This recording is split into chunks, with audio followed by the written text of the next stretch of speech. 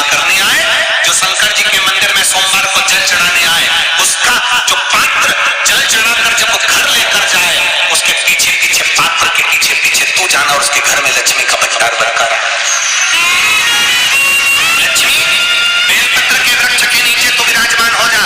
उस बेलपत्र के वृक्ष के नीचे जो कुंवारी लगाए, सेवा करे, चाकरी करे, एक बेटी को जैसे बड़ा करते हैं वैसे बेलपत्री के वृक्ष को जो बड़ा करे, बेलपत्री के वृक्ष का जो पालन करे, पोषण करे, उसकी संभाल करे, उस बेलपत्री के वृक्ष को जैसे जैसे वो उन्नति करे वैसे वैसे उसके घर में समृद्धि बढ़ती जाए।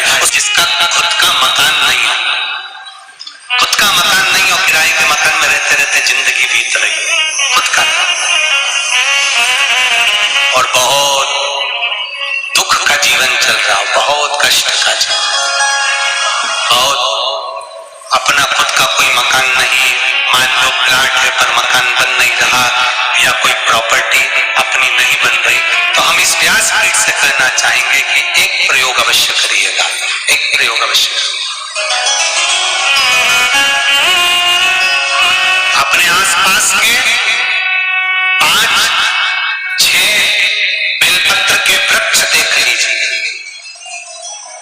अपने आसपास के नजदीक के 5-6 बेलपत्र के बड़े बड़े वृक्ष देख लो या छोटे वृक्ष देख लो, उन 5-6 वृक्ष को धीरे धीरे उनकी सेवा करना प्रारंभ करो, उन वृक्षों को बड़ा करना प्रारंभ करो, उन वृक्ष के नीचे सफाई करना प्रारंभ करो, उन वृक्ष को जल देना प्रारंभ करो, उन वृक्ष को आप खाद देना प्रारंभ करो, उन वृक्ष की सेवा संभाल करना प्रारंभ कर दो, उस वृक्ष के नीचे बुआरी काटना प्रारंभ कर दो, झाड़ू लगाना प्रारंभ कर दो, उस वृक्ष के नीचे सफाई करना प्रारंभ कर दो, उस बेलपत्री के 5-6-7 वृक्ष को आप गोद ले लो। गोद लेना मतलब मैं इसकी सेवा करूंगा, मैं इसमें जल दूंगा, मैं इसके खाद दूंगा, मैं इसकी सेवा करूंगा, कुछ मत करो, बस केवल इस शरीर से उस बेलपत्र के वृक्ष की सेवा करना रोज प्रारंभ कर दो। 6 महीना इंतजार करना और 6 महीना लगातार सेवा करना, 7वां महीना आपका और हमारा, और बताना कि भोलेनाथ ने प्रॉपर्टी दिलाई कि नहीं दिलाई और आगे बढ़ाया।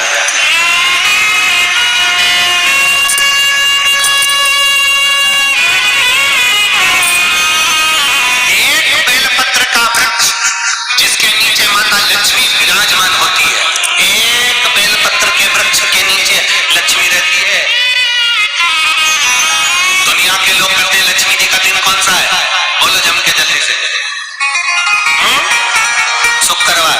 दुनिया के लोग कहते हैं लक्ष्मी जी का दिन शुक्रवार है, पर माता लक्ष्मी से पूछा जाए कि तुम्हारी माता ख्याति देवी नारायण भगवान के साथ तुम्हारी शादी नहीं कर रही थी, शंकर को लक्ष्मी दे रही थी, तब तुमने भगवान शंकर से विनती करी, भोले बाबा मैं नारायण से प्रेम करती हूँ, भगवान नारायण से मेरा विवाह हो, तो माता ख्याति देवी से शंकर भगवान ने विनय कर कर कहा कि लक्ष्मी जी का विवाह नारायण के साथ कर दिया जाए।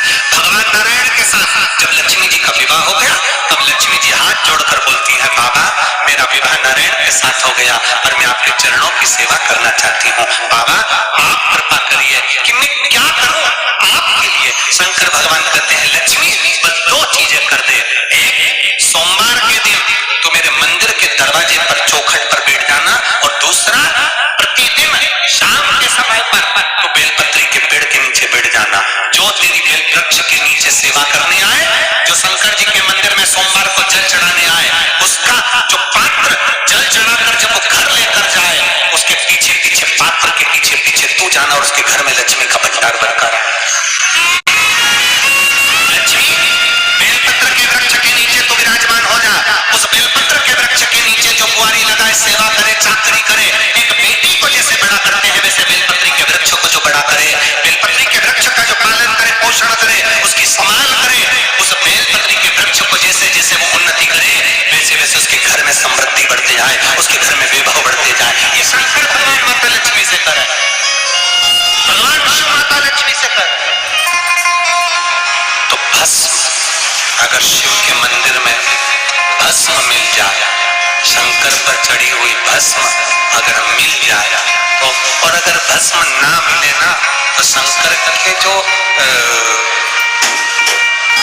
शंकर भगवान का जो शिवलिंग है, शिवलिंग के आसपास में जो जलाधारी है, यहाँ अगर भस्म ना मिले तो इस जलाधारी पर अपना हाथ स्पर्श कर कर अपने तन पर उसको लगा कर जरूर। बस एक शंकर पर चढ़ा हुआ जल, दूसरे नंबर पर है शंकर पर चढ़ी हुई बस, ये दो स्पर्श जरूर। स्पर्श एक भस्म का एक बड़ा सुंदर चरित्र आता है। दूसरा, जिस भूमि पर बैठकर कथा सुनो उसकी रज को अपने मस्तक पर थोड़ा सा लगाकर अवश्य जाओ, वो जीवन का एक आनंद है। और शंकर के मंदिर में जाओ तो दो चीजें अवश्य लेकर आओ। पहला, शंकर जी पे चढ़ा हुआ, जम के बोलो, जल अवश्य लेकर आओ, क्योंकि जब तुम जल लेकर आते हो, पात्र लेकर आते हो, तो मेरा महादेव लक्ष्मी जी को तुम्हारे पीछे पीछे तुम्हारे घर तक भेज देगा।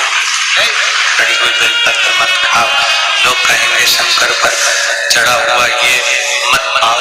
हम इस व्यासपीठ से निवेदन करना चाहेंगे कि आप अगर दिल रखकर अपने बाबा से कहोगे ना, तो बाबा पर चढ़ा हुआ जो जल है ना, वो जल साधारण नहीं रहता।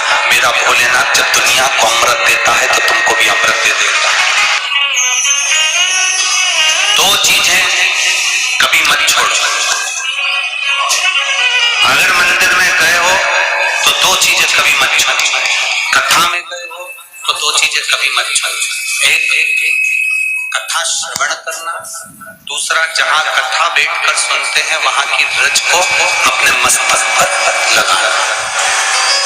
कथा सुनने के बाद आप यहाँ से जाओ, भले दरी बिछी है, आसन बिछा है, कारपेट बिछा है, उस पर अपना हाथ फेर कर उस रज को अपने मस्तक पर जरूर लगाओ। क्योंकि शिव पुराण में, भागवत पुराण में, स्कंद पुराण में, कुर्म पुराण में, नर्मदा पुराण में, लिंग पुराण में, नारद पुराण में, ब्रह्म वैवर्त पुराण में, जितनी भी पुराणे हैं सब पुराणों में लिखा है कि जिस स्थान पर बैठकर हम भगवान की कथा को सुनते हैं, उनको याद करते हैं, जितनी देर हम उनको याद करते हैं उतनी देर वो परमात्मा उस स्थान पर बैठा हुआ रहता है। हाथ रखकर बोलना, शंकर भगवान से तुम्हारा रिश्ता कौन सा? शिव जी से आपका कौन सा रिश्ता?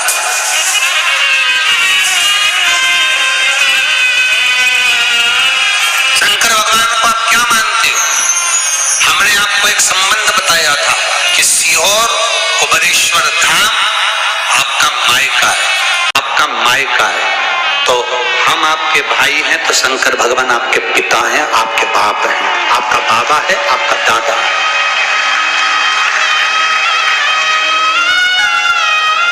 अब आपसे हम प्रश्न करें, उत्तर मेरी कुरुत की बहनें भी देंगी और मेरे जीजा उन भी देंगे, और मेरी बेटियां और मेरे बेटे देंगे। आपसे प्रश्न करें, अगर बेटी को दुख होगा तो क्या वो अपने बाप से नहीं कहेगी? बोलो तो जम के। बेटी को तकलीफ है वो अपने बाप से ना कहेगी। बेटे को तकलीफ है तो वो अपने पिता से, अपनी माँ से नहीं कहेगा, मम्मी मुझे ये तकलीफ है, पापा मुझे ये दुख है, माँ मुझे ये तकलीफ है, पिताजी मुझे ये कष्ट है। क्या वो अपने माँ बाप से नहीं कहेंगे? क्या वो अपने माँ बाप से विनय नहीं करेंगे? और माँ, पिता, फिर उसके करीब में, उसके नजदीक में जो भी होता है वो माँ बाप निकाल कर उसको दे देते हैं, माता पिता उसको दे देते हैं। माता लोग कहते हैं कि शंकर जी पे चढ़ा हुआ जल मत पियो, लोग कह देते हैं शंकर जी पे चढ़ी हुई बेलपत्र मत खाओ। कोई इस बहन से पूछे, सुनीता सोनी से, कि शंकर पर चढ़े हुए जल से उसकी गांठ जो डबल से उसके शरीर में आ गई थी वो समाप्त हो गई, तो जरा विश्वास करिएगा कि एक बेटी अपने माँ बाप से ही तो कहेगी, और बाप के पास में जो होगा वही तो अपनी बेटी को देगा दुख को मिटाने के लिए। तो मेरे शंकर भगवान के पास तो उसका चढ़ा हुआ जल है। दूसरा, जिस भूमि पर बैठकर कथा सुनो उसकी रज को अपने मस्तक पर थोड़ा सा लगाकर अवश्य जाओ, वो जीवन का एक आनंद है। और शंकर के मंदिर में जाओ तो दो चीजें अवश्य लेकर आओ। पहला, शंकर जी पे चढ़ा हुआ, जम के बोलो, जल अवश्य लेकर आओ, क्योंकि जब तुम जल लेकर आते हो, पात्र लेकर आते हो, तो मेरा महादेव लक्ष्मी जी को तुम्हारे पीछे पीछे तुम्हारे घर तक भेज देगा। दो चीजें लेकर अवश्य आओ, और शिव पुराण में जाओ तो दो चीजें लेकर अवश्य जाओ। पहले नंबर पर शंकर की कथा और अपने अंदर विश्वास कि मेरे महादेव की मैंने कथा सुनी है, अब मैं भटकूंगी नहीं। सारी दुनिया में मैंने ठोकर खा ली, अब कहीं ठोकर नहीं खाऊंगी, अब तो दरवाजे पर महादेव के जाऊंगी, बाकी की। दूसरा, कथा में बैठी हूं बाबा के इस रज को, ये रज नहीं है, ये धूल नहीं है, ये मेरे बाबा के कैलाश 12 ज्योतिर्लिंग का चंदन है, इसको मस्तक चढ़ाऊंगी अपने हृदय से। लाते हो आप लोग? हाथ उठाओ जरा, रखो, बहुत बढ़िया, प्रणाम आपको सभी को, नमन। 2 बूंद जल लेकर आओ और लाओ। नहीं पियो तो उस जल को अपने घर में छींट दो।